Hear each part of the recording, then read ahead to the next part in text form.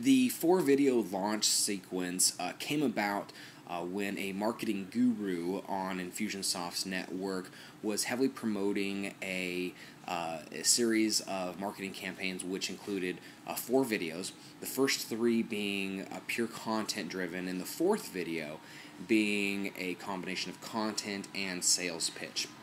And so one of the things that I did, that when I saw this model, I inherently saw some immediate flaws.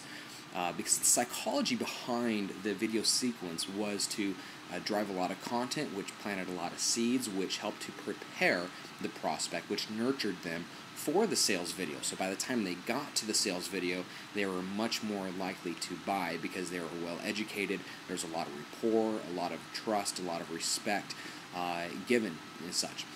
But the problem is that with that series, your conversion rates are dependent upon, on that 4th video, on that sales video, of the previous 3 videos. So if somebody gets to that 4th video and they haven't seen the others, it's not going to be nearly as effective as it could.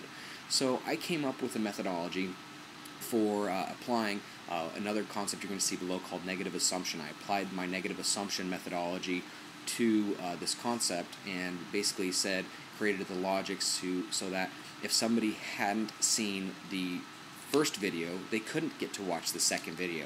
If they hadn't seen the first and second, they couldn't get to watch the 3rd video. So therefore, if they hadn't watched the first, second, and third, they couldn't get to the 4th video. That way we could ensure that everybody had the chance to be well educated and prepared for that sales video. One of the challenges that came about with this, however, is that a lot of times during a product launch, so to speak, you have a lot of people promoting at the same time. So I created another variation which allowed for forced synchronicity, which meant that everybody would still get the videos no matter what on time with everybody else, because you remember at this point you have a lot of affiliates promoting on specific days and such, and so you don't have the luxury of having a more evergreen system. And so that's what my original methodology ended up becoming more of an evergreen type system, whereas there was a forced synchronous version, in which case an unforced synchronous version, which allowed people to come through, and instead of forcing them to watch the prior videos, we just encouraged it, and we actually had different sequences based off of if they had or had not seen the previous one. So it didn't force them to, however, it was heavily encouraged.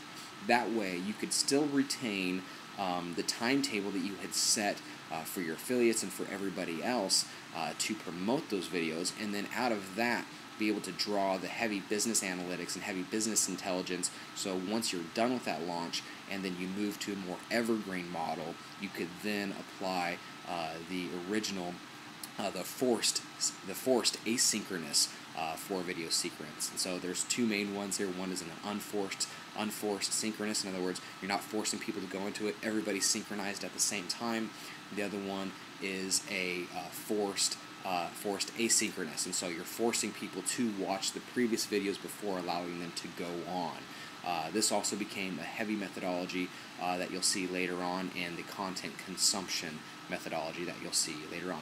But feel free to check out the links to the infographics that I have on this one as well, and I hope you're enjoying. Feel free to leave a comment on this particular methodology.